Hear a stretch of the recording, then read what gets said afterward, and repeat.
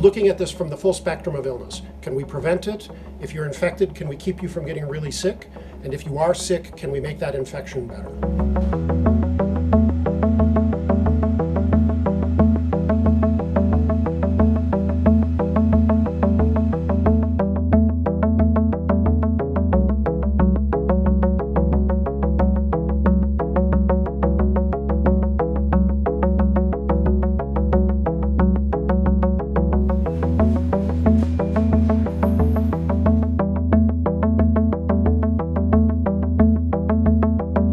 Remdesivir is a drug that was made by Gilead, and it was designed for treatment of Ebola and Marburg virus.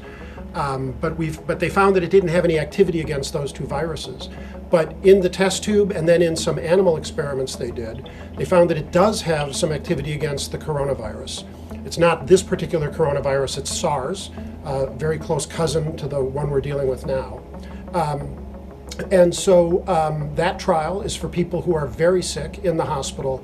They're given this drug to see if we can turn the corner on the infection. That trial is underway.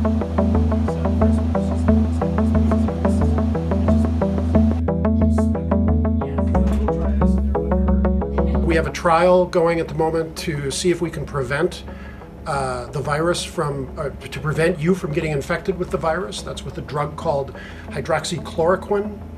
And there's some data to suggest that if you're taking hydroxychloroquine and you're exposed to the virus, that the infection won't take hold.